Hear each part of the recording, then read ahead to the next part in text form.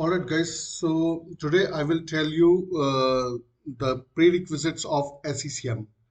So I will tell.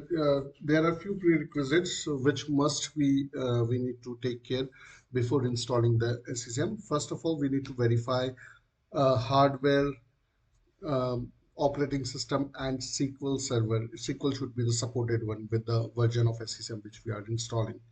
So So as it's written, we need to verify the hardware meets the Microsoft requirements, SQL supported, and uh, OS supported.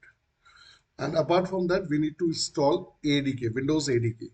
So and Windows WinP, that is also a ADK plus that is a add-on WinP. Earlier it was a part of ADK, now it is separate, and we need to install it separately here. So first of all, we need to install Windows ADK, and after that we need to install WinP.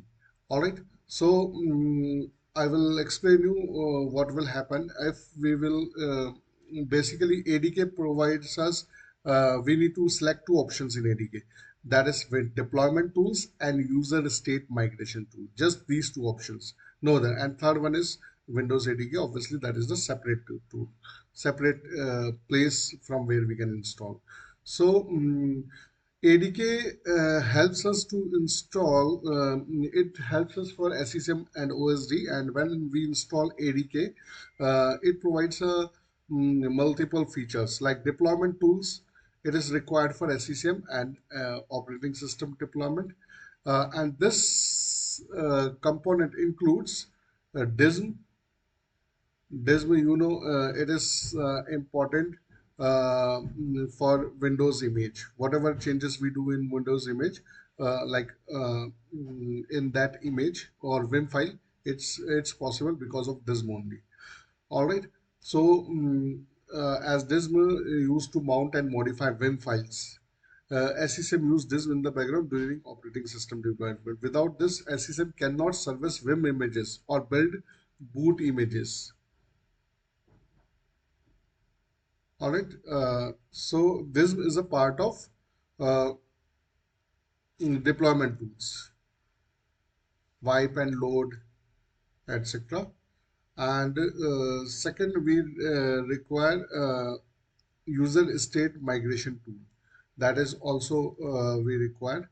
And in order to require this, it helps us to use for profile and data migration, use for backup and restore of user profiles. Okay, in place upgrades, it's help. And wipe and load, it's here for user state migration tools. Refresh scenarios. Okay, and apart from that, third is WinP.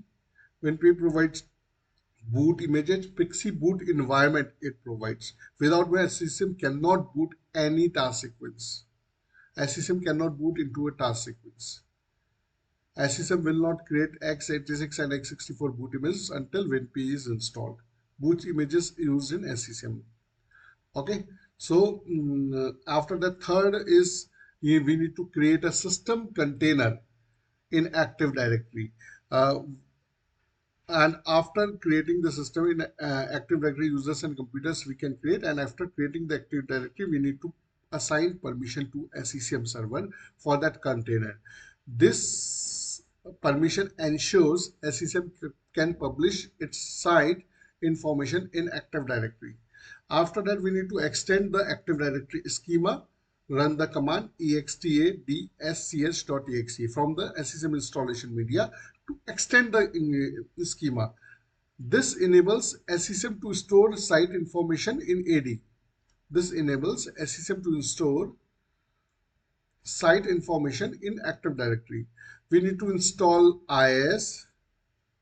All right, IIS required required to support management point, distribution point, and other roles. In SCCM, IIS is used to enable communication. IIS is used to enable communication between clients and site system roles, such as the management point, distribution point, and software update point. It handles HTTP and HTTPS traffic.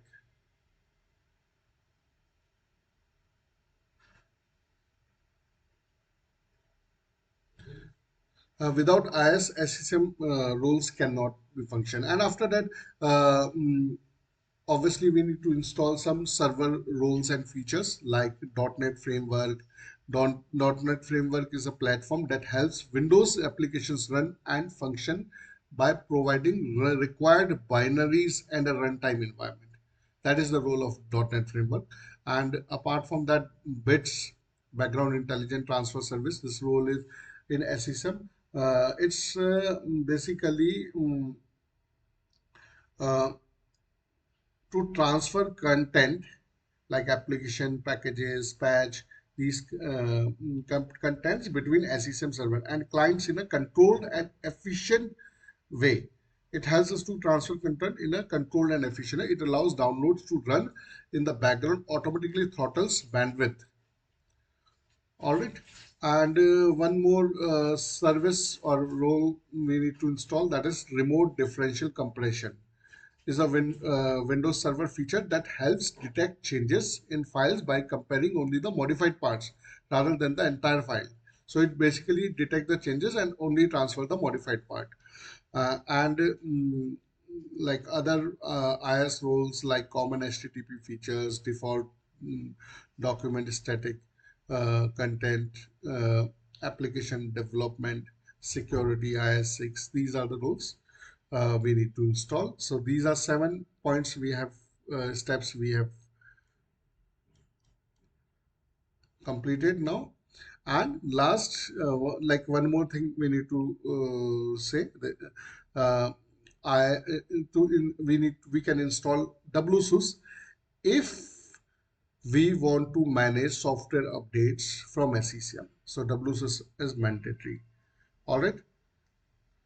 And as it's mentioned, this is required before adding the subrole in SCCM. So these 8 steps are major prerequisites of uh, to install SCCM. All right. Thank you very much, and thank you for your time.